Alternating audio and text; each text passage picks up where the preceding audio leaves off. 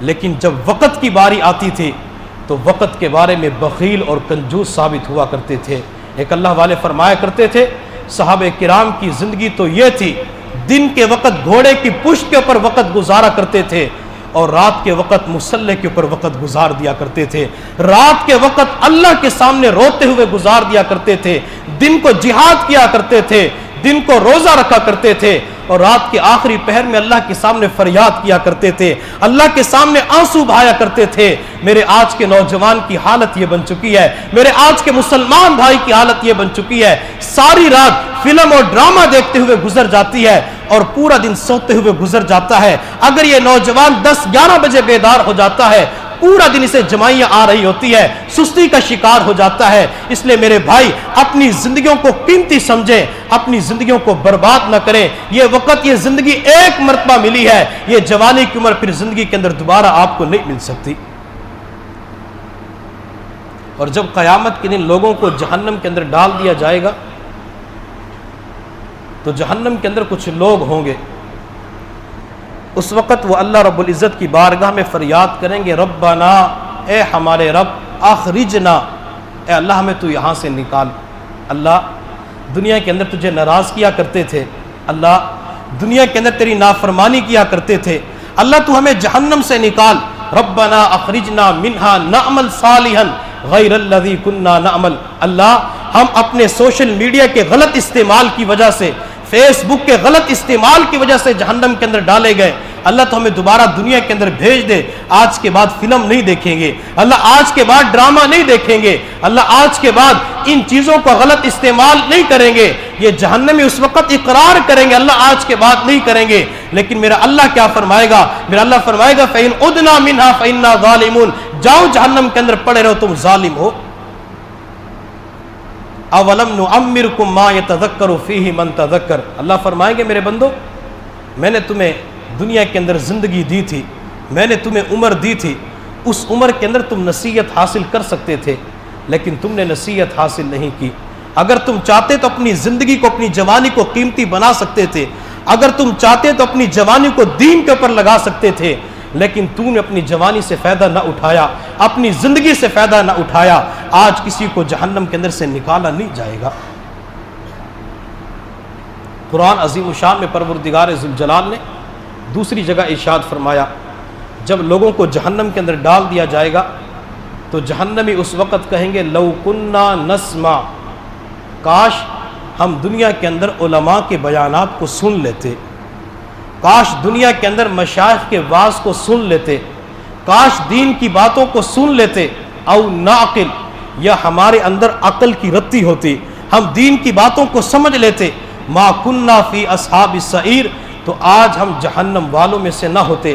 فاعترفوا بذنبہم، جہنمی اس وقت اپنے گناہوں کا اقرار کریں گے، اپنے گناہوں کا اعتراف کریں گے۔ آج بیٹا موبائل کی سکرین پہ غلط چیزیں دیکھتا ہے، اوپر سے ابو آ جاتا ہے، والد بیٹے سے پوچھتے بیٹا کیا دیکھ رہے تھے؟ بیٹا کہتے ابو میں کسی کتاب کا مطالعہ کر رہا تھا، ابو میں کسی عالم کا بیان سن رہا تھا، لیکن موبائل کے اوپر غلط چیزیں دیکھ رہا ہوتا ہے۔ بیٹا والد کے سامنے تو جھوٹ بول سکتا ہے، بیٹا دنیا کے اندر بھائی کے سامنے تو جھوٹ بول سکتا ہے، لیکن جب جہنم کے اندر ڈالا جائے گا یہ نوجوان، یہ بندہ اپنے رب کے سامنے جھوٹ نہیں بول سکے گا۔ اللہ نے قرآن میں فرمایا فَاعْتَرَفُوا بِذَنبِهِمْ، اس وقت ہر بندہ اپنے گناہوں کا اقرار کرے گا، جی اللہ میں فلم بھی دیکھتا تھا، اللہ میں ڈرامہ بھی دیکھتا تھا، اللہ میں قسط وار ڈرامے دیکھتا تھا، اللہ میں ان چیزوں کا غلط استعمال کیا کرتا تھا، اللہ گندی چیزیں دیکھتا تھا، اللہ سینما گھروں کے اندر جایا کرتا تھا، اللہ مختلف شو کے اندر میں جایا کرتا تھا۔ فَاعْتَرَفُوا بِذَنبِهِمْ، جب یہ بندہ اپنے گناہوں کا اقرار کرے گا، کیا اللہ اس بندے کو جہنم سے نکالیں گے؟ اللہ اس بندے کو جہنم سے نکال کر جنت دیں گے؟ نہیں، اللہ اس وقت فرمائیں گے فَسُحْقًا لِّأَصْحَابِ السَّعِيرِ، چلو دفع ہو جاؤ، جہنم کے اندر پڑے رہو۔ اللہ جہنم سے نہیں نکالیں گے۔ اور اللہ تعالیٰ اس وقت فرمائیں گے أَلَمْ يَأْتِكُمْ نَذِيرٌ، کیا تمہارے پاس کوئی ڈرانے والا نہیں آیا؟ کیا تمہیں موبائل کے غلط نقصانات بتانے والا نہیں آیا؟ کیا تمہیں دنیا کے اندر فلم اور ڈرامے کے جو غلط نتائج تھے، غلط ثمرات تھے، وہ بتانے والا نہیں آیا؟ تو اس وقت جہنمی کہیں گے بلا، جی اللہ آیا تھا، قد جاءنا نذیر، ہمارے پاس ڈرانے والا آیا تھا، ہمارے پاس علماء نے بیانات کیے تھے، ہمیں دوستوں نے سمجھایا تھا، لیکن اللہ ہم باز نہیں آئے تو پروردگار ذوالجلال ان کی فریاد کو قبول نہیں فرمائیں گے۔ اس لیے میرے نوجوان ساتھیوں، معزز ساتھیوں، اگر یہ موبائل اللہ کی ایک نعمت ہے تو اللہ کی صحیح نعمت سمجھ کے اس کا استعمال کریں، اس موبائل کا غلط استعمال نہ کریں۔ اور خاص کر میں ان نوجوانوں کی خدمت کے اندر گزارش کروں گا جو نوجوان شادی کی عمر کو پہنچ چکے ہیں لیکن شادی نہیں ہوئی۔ یہ نوجوان اپنے پاس جس کے اندر نیٹ کا آپشن ہوتا ہے یا فیس بک کا آپشن ہوتا ہے، نیٹ اور فیس بک چلتی ہے، خدا کے لیے میں ہاتھ جوڑ کے کہوں گا ان چیزوں کا استعمال نہ کریں۔ میری گزارش سمجھ لے، میری نصیحت سمجھ لے، میری وصیت سمجھ لے، خدا کے لیے اپنی جوانیوں کی حفاظت کریں۔ اگر جوانیوں کی حفاظت نہ کی تو بعد کے اندر مسائل کا شکار ہو سکتی ہے۔ کتابوں کے اندر لکھا ہوا ہے، رمضان المبارک کا مہینہ تھا، ایک نوجوان لڑکی کو ڈرامے دیکھنے کا بہت شوق تھا۔ افطاری سے کچھ دیر پہلے ماں نے اپنی بیٹی سے کہا، بیٹی گھر کے اندر کچھ مہمان آنے والے ہیں، میرے ساتھ کچھ مدد کروا لو۔ تو بیٹی نے کہا، امی میں آپ کے ساتھ کام نہیں کروا سکتی، وہ جو فلاں ڈرامہ چل رہا ہے قسط وار، اس کی نئی قسط آج آئے افطاری کے وقت چلنی ہے، لہٰذا میں نے تو ڈرامہ دیکھنا ہے۔ اب وہ نوجوان لڑکی اپنی ماں کو نیچے چھوڑ کر اوپر والے پورشن کے اندر دوسری بلڈنگ کے اندر ڈرامہ دیکھنے کے لیے چلی جاتی ہے اور دروازے کو اندر سے بند کر لیا۔ چند دن پہلے ایک خبر آئی تھی سوشل میڈیا کے اوپر، ملک پاکستان کے اندر سحری کے وقت انٹرنیٹ کا زیادہ استعمال کرنے والے پاکستانی ہیں۔ پوری دنیا کے اندر سحری کے وقت جو فیس بک کا زیادہ استعمال ہوا، جو نیٹ کا زیادہ استعمال ہوا، وہ ملک پاکستان کے اندر ہوا۔ تقریباً 15 گھنٹے زیادہ انٹرنیٹ کا غلط استعمال کیا گیا۔ یہ عالمی دنیا نے خبر شائع کی سوشل میڈیا کے اوپر۔ آخر سحری کے وقت جو قبولیت کا وقت ہے، حیرانگی والی بات ہوتی ہے، سحری کا وقت اللہ سے مانگنے کا وقت ہے، قبولیت کا وقت ہے، لیکن نوجوان کہتے ہیں اس وقت اس کی سپیڈ تیز ہوتی ہے، ویڈیو کلپ کا چلنا آسان ہو جاتا ہے۔ آئے میرے مولا، کتنے افسوس کی بات ہے، کتنے درد دل کے ساتھ یہ کہنا پڑتا ہے، اس وقت اللہ سے مانگنا اور اپنے آپ کو انسان شیطان کا ساتھی بنا چکا ہوتا ہے۔ کہتے ہیں شیطان تو جکڑا ہوا ہے، ہاں شیطان تو جکڑا ہوا ہے، لیکن جو اپنے اندر شیطان پیدا کیا ہوا ہے، جو چھوٹے شتونگڑے ہوتے ہیں، وہ تو پھر بھی آزاد پھر رہے ہوتے ہیں۔ اس لیے خدا کے لیے سحری کے وقت اپنے آپ کو بچائے، اللہ سے مانگنے کا وقت ہو، اللہ سے اس وقت مانگا کرے۔ نوجوان لڑکی اوپر چلی گئی اور افطاری کے وقت اس نوجوان لڑکی نے ڈرامہ دیکھنا شروع کر دیا۔ گھر کے اندر مہمان آئے، مہمانوں نے آ کے افطاری کی نماز پڑھنے کے لیے مسجد کے اندر چلے گئے۔ ماں اپنی بیٹی کو بلانے کے لیے اوپر گئی، دروازہ کھٹکھٹایا، دستک دی، لیکن بیٹی نے کوئی جواب نہ دیا۔ ماں نے دوبارہ دستک دی لیکن کوئی جواب نہ آیا، حتیٰ کہ ماں نیچے آ گئی۔ جب مرد حضرات مسجد کے اندر نماز پڑھ کے گھر کے اندر واپس تشریف لائے تو اس خاتون نے مردوں کو بتلایا، تو مردوں نے جا کے دروازے پہ دستک دی، دروازہ نہیں کھلا۔ مردوں نے مشورہ کیا کہ دروازے کو توڑ دیتے ہیں۔ جب دروازے کو توڑا گیا، اندر داخل ہوئے تو دیکھ کر حیران رہ گئے، وہ لڑکی چارپائی کے اوپر مر چکی ہے، دنیا سے جا چکی ہے، اور ٹی وی کی سکرین کے اوپر تھرکتے جسموں کے تماشے دکھائے جا رہے ہیں۔ اب خود اندازہ لگائیں کہ جس کی موت فلم دیکھتے ہوئے آ جاتی ہے، جس کی موت ڈرامہ دیکھتے ہوئے آ جاتی ہے، قیامت کے دن اس نوجوان کا آخر بنے گا کیا؟ قیامت کے دن اس عورت کا کیا بنے گا؟ وہ جو چمٹا بجانے والا تو زبان لمبی ہوئی تھی نہیں ہوئی تھی؟ نہیں پتا آپ حضرات کو، نہیں پتا، کسی سے پوچھ لینا۔ ایک عارف لوہار تھا شاید اس کا نام، وہ چمٹا بجایا کرتا تھا یا گانے گایا کرتا تھا، شاید اسی کے بارے میں ہے یا کسی اور کے بارے میں۔ جب آخری وقت ہے تو زبان اس کی سینے تک لٹک چکی تھی، زبان لمبی ہو چکی تھی۔ اللہ دنیا کے اندر دکھاتے ہیں بعض مرتبہ بندوں کو، لیکن بندہ عبرت نہیں پکڑتا۔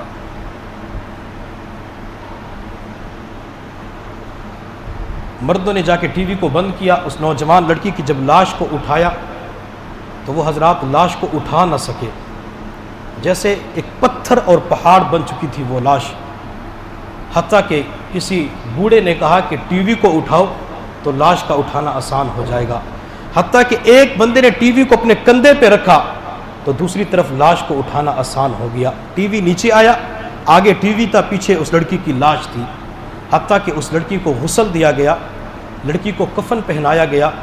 جب لڑکی کی نماز جنازہ کا وقت آیا, 4 آدمی گھر کے اندر داخل ہوئے, اس کی چارپائی کو اٹھانا تھا, لیکن 4 بندے مل کر اس لڑکی کی چارپائی کو اٹھا نہ سکے.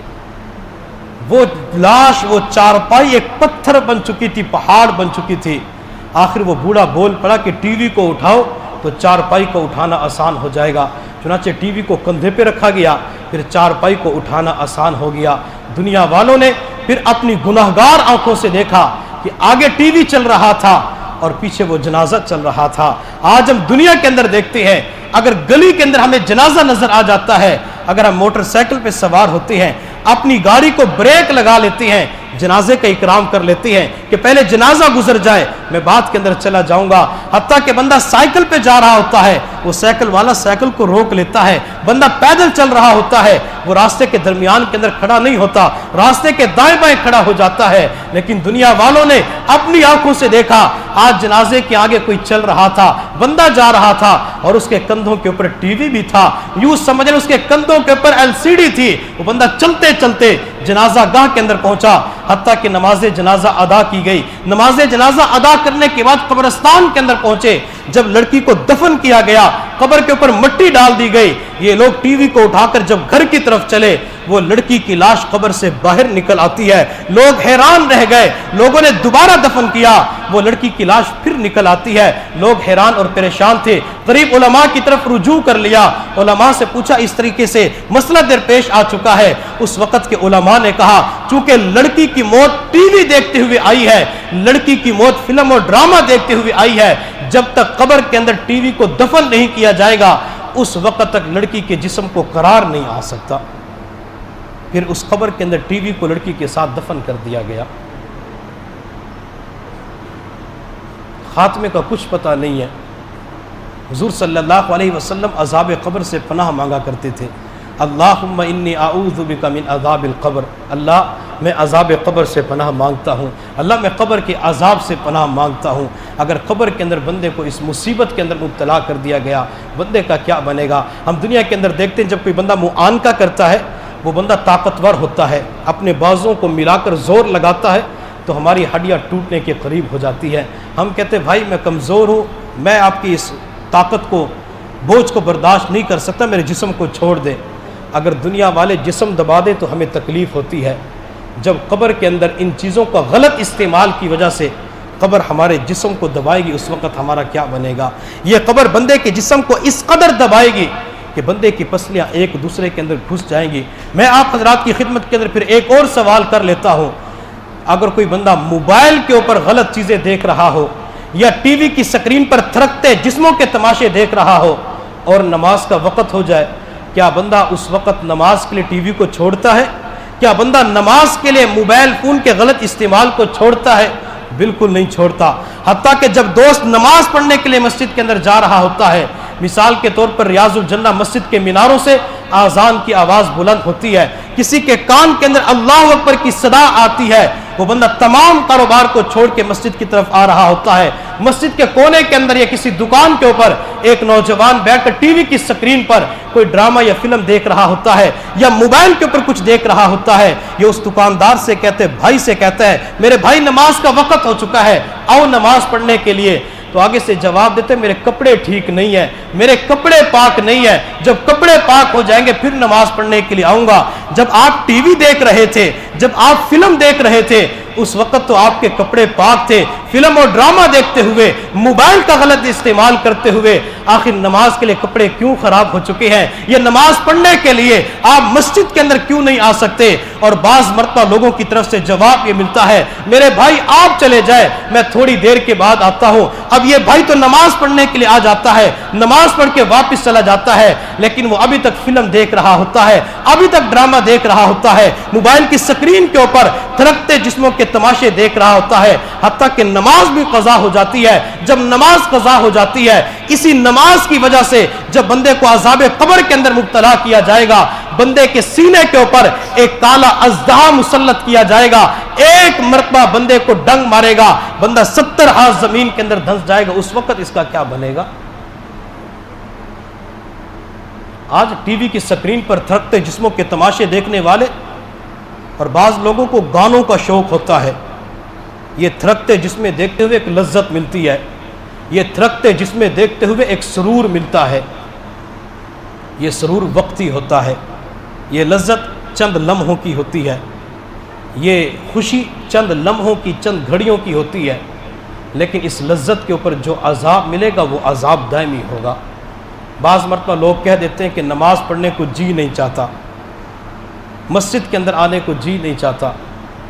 یوں نہ کہا کریں، اگر نماز کی توفیق نہ ملے، اگر مسجد کے اندر آنے کی توفیق نہ ملے تو یوں نہ کہا کریں کہ میرا جی نہیں چاہتا، بلکہ اس دن اپنے جسم کو مخاطب کر کے کہا کرے کہ آج میرا رب مجھ سے ناراض ہو چکا ہے، اگر میرا رب مجھ سے راضی ہوتا، میرا رب میرے اوپر اپنے گھر مسجد کے دروازے کھول دیتا، مجھے نماز پڑھنے کی توفیق عطا فرما دیتا۔ ایک بات یاد رکھیے، میرا اللہ جب کسی سے ناراض ہوتا ہے، میرا اللہ بندے کو صبح کے ناشتے سے محروم نہیں کرتا، میرا اللہ جب کسی سے ناراض ہوتا ہے، اللہ صبح کی چائے سے محروم نہیں کرتا، اللہ دوپہر کے کھانے، شام کے کھانے سے محروم نہیں کرتا، اللہ سگریٹ نوشی سے محروم نہیں کرتا، اللہ تعالیٰ ٹھنڈی ہواؤں سے محروم نہیں کرتا۔ میرا رب جب کسی سے ناراض ہوتا ہے تو اللہ تعالیٰ ٹھنڈے مشروبات سے محروم نہیں کرتا، اللہ سورج کی روشنی سے محروم نہیں کرتا، چاند کی چاندنی سے محروم نہیں کرتا۔ میرا رب جب بھی کسی سے ناراض ہوتا ہے، اللہ تعالیٰ سب سے پہلے سجدوں کی توفیق چھین لیتا ہے۔ بندہ کہتے سجدہ کرنے کی توفیق نہیں ملتی، نہیں میرے بھائی، تیرا رب تجھ سے ناراض ہو چکا ہے، تیرے رب نے ناراض ہو کر تجھ سے سجدوں کی توفیق چھین لی۔ اگر تیرا رب تجھ سے راضی ہوتا، اپنے گھر کے دروازے تیرے اوپر کھول دیتا، اگر تیرا رب تجھ سے راضی ہوتا، تیرا رب تجھے اپنے گھر کے اندر سجدے کرنے کی توفیق عطا فرما دیتا۔ ہم علماء سے سنتے ہیں کہ اللہ رحیم ہے، اللہ کریم ہے، اللہ 70 مئو سے بڑھ کے پیار کرنے والا ہے۔ بات بہت اچھی ہے، احادیث کے اندر آ چکا ہے، لیکن اللہ کا ایک صفاتی نام متکبر بھی تو ہے، اللہ کا ایک صفاتی نام قہار بھی تو ہے۔ وہ اللہ متکبر بھی ہے، وہ اللہ قہار بھی ہے۔ وہ پروردگار جب ناراض ہوتا ہے تو سب سے پہلے اپنے گھر مسجد کے دروازے اس کے اوپر بند کر دیتا ہے۔ ہماری دنیا کے اندر جب کسی کے ساتھ ناراضگی ہوتی ہے تو ہم کیا کہتے ہیں؟ آج کے بعد مرنا جینا ختم ہے، گھر کے دروازے بند، دکان کے دروازے بند، گھر کے اندر آنا جانا بند، خوشی غمی کے موقع پہ آنا جانا ختم۔ اگر ہم اتنے پتھر دل بن جاتے ہیں، اللہ کے بندوں کے اوپر گھر کے دروازے بند کر دیتے ہیں، میرا پروردگار بھی بندوں ہی کی طرح کرتا ہے۔ جب میرا اللہ کسی سے ناراض ہو جاتا ہے، اللہ تعالیٰ سب سے پہلے مسجد اور مدرسے کے دروازے کو اس کے اوپر بند فرما دیتے ہیں۔ بندہ کہتے ہیں مسجد میں جانے کی توفیق نہیں ملتی، مدرسے کے اندر جانے کو دل نہیں کرتا۔ نہیں میرے بھائی، اگر تیرا رب تجھ سے راضی ہوتا تو تیرا رب تیرے اوپر مسجد اور مدرسے کے دروازے کو ضرور کھول دیتا۔ اس لیے اس موبائل کی وجہ سے جو نماز قضا ہو جاتی ہے، نماز قضا ہوگی تو عذاب قبر کے اندر مبتلا کر دیا جائے گا۔ تو فلم اور ڈرامہ دیکھنے کے اندر جو سب سے پہلی چیز ضائع ہوتی ہے وہ ہے وقت کا ضیاع، ہمارا وقت ضائع ہو جاتا ہے۔ ہارون الرشید کے زمانے کے اندر ایک بندہ آیا جو کرتب دکھایا کرتا تھا۔ اس نے بادشاہ سے آ کر کہا بادشاہ میں ایک کرتب دکھانا چاہتا ہوں۔ بادشاہ نے کہا ٹھیک ہے کرتب دکھلائیں۔ تو اس بندے نے بادشاہ کے محل کے اندر بادشاہ کی آنکھوں کے سامنے ایک میز کو رکھا، اس میز کے اوپر 6 سوئیاں بالکل سیدھ کے اندر گاڑ دی میز کے اوپر، پھر ایک سوئی کو ہاتھ کے اندر اٹھایا اور اس انداز سے سوئی کو پھینکا، وہ سوئی 6 سوئیوں کے ناکے کے درمیان سے گزر گئی۔ بادشاہ بڑا حیران ہو گیا، بادشاہ نے بلایا، بادشاہ نے پوچھا کہ آپ کو اس کام کے سیکھنے کے اندر کتنا وقت لگا؟ اس بندے نے جواب دیا بادشاہ سلامت میں نے 6 مہینوں کے اندر یہ کام سیکھا ہے، 6 مہینوں کے اندر میں نے مہارت حاصل کی ہے۔ ہارون الرشید بادشاہ نے اپنے ایک خادم سے کہا کہ اس بندے کو 20 دراہم دے دو اور اس کے ساتھ اس بندے کو 20 کوڑے لگاؤ، 20 جوتے لگاؤ۔ بندہ حیران، وزراء سارے پریشان کہ بادشاہ سلامت یہ ہدیہ یہ انعام دینا تو سمجھ کے اندر آتا ہے، لیکن یہ کوڑے لگانا جوتے لگانا تو سمجھ کے اندر نہیں آتا۔ بادشاہ نے کہا کہ لوگوں یہ انعام اس لیے دے رہا ہوں تاکہ اس بندے کی زندگی کے جو ضروریات ہیں وہ پوری ہو سکیں، اور جوتے اس لیے لگا رہا ہوں کہ اس بندے نے 6 مہینے اپنے وقت کو ضائع کر دیا، 6 مہینے اپنے وقت کو برباد کر دیا۔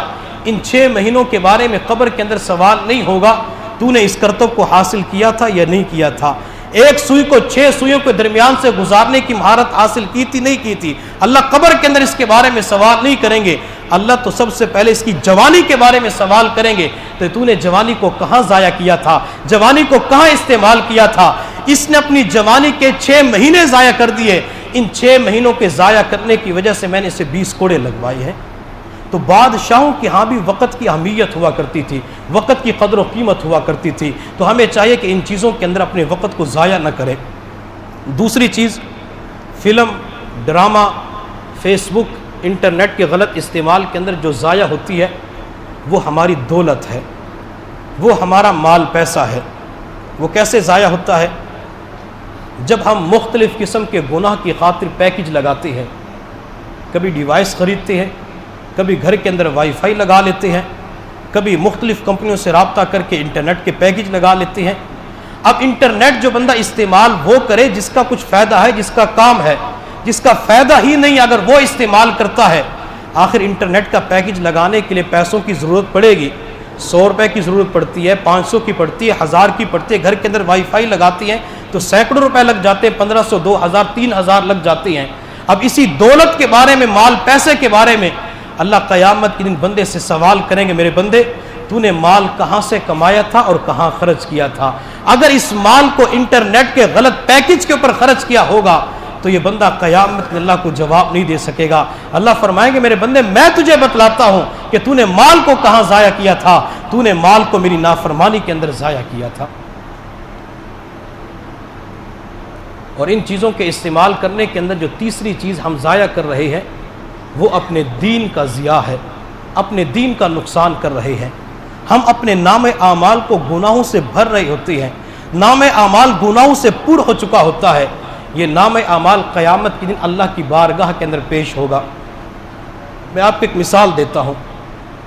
آپ کے پاس موبائل فون ہے، آپ موبائل فون کے ذریعے دوسروں کو کال کر سکتے ہیں، میسج کر سکتے ہیں، نیٹ کا استعمال کر سکتے ہیں، لیکن کب کر سکتے ہیں؟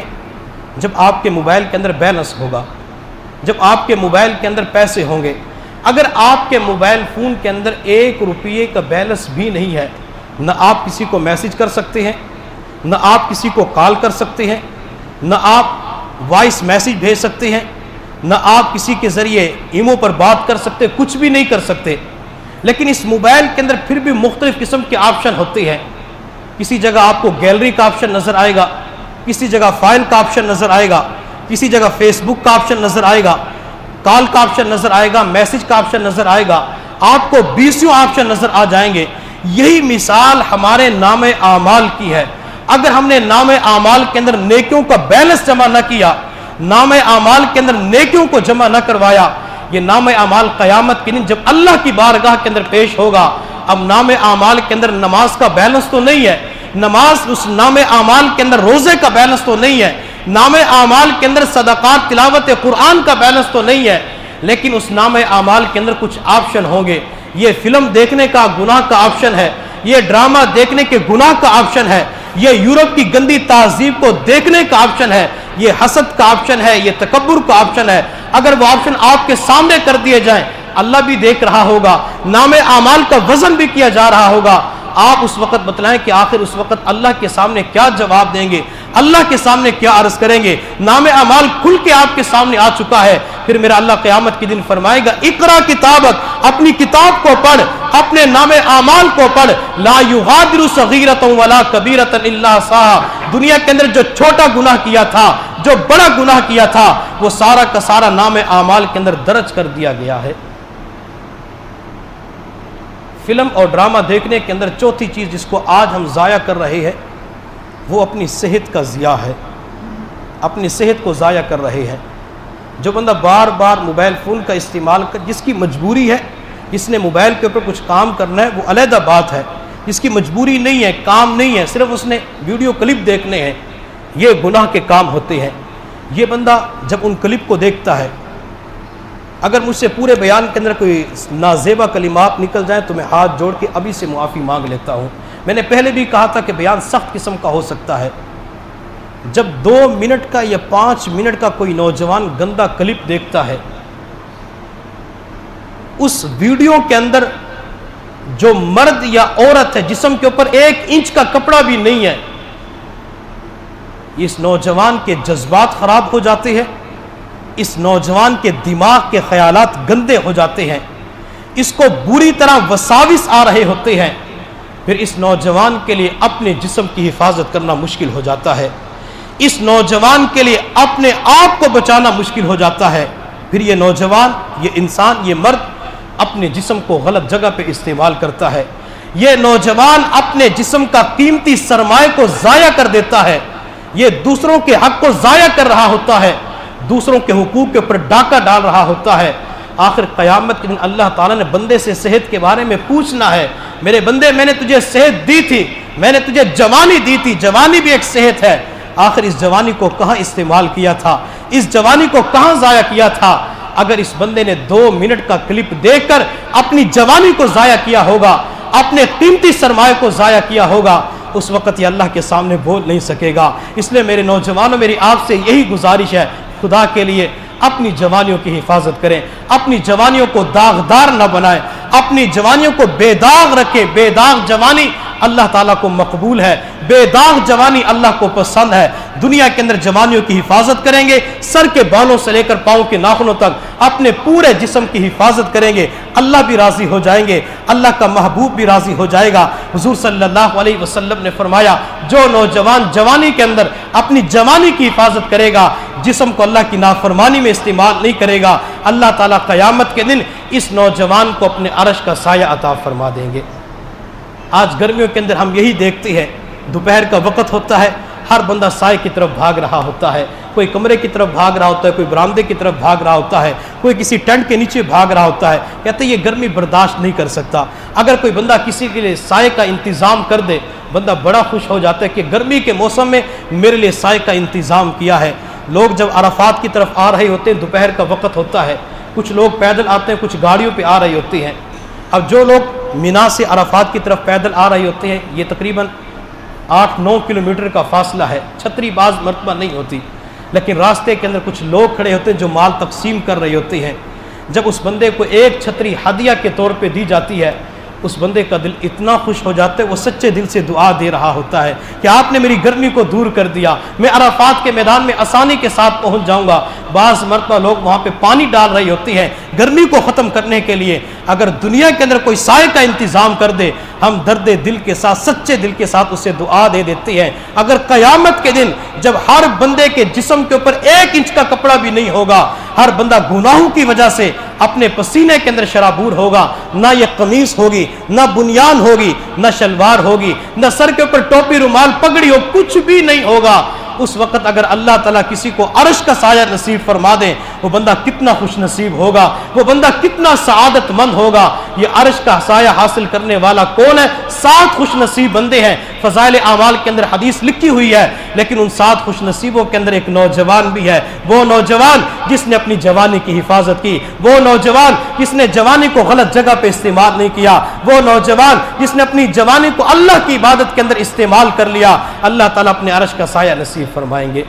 بلکہ میں تو یوں کہوں گا کہ جس نے اپنی جوانی کی حفاظت کی، اس کو اللہ تعالیٰ اپنے پڑوس میں جگہ عطا فرما دیں گے، اللہ تعالیٰ اپنے قرب کے اندر جگہ عطا فرما دیں گے.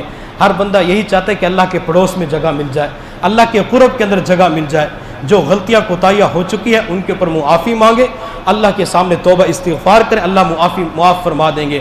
آج کے بعد نیت کر لیں کہ اللہ آج کے بعد گناہ نہیں کریں گے، اللہ آج کے بعد تجھے ناراض نہیں کریں گے، اللہ آج کے بعد تنہائی کے اندر گناہ نہیں کریں گے. جب آپ یہ نیت کریں گے، اللہ توبہ پر استقامت نصیب فرما دیں گے. اللہ رب العزت کی بارگاہ میں دعا ہے، اللہ تعالی ہم سب کو سچی توبہ کرنے کی توفیق نصیب فرمائے.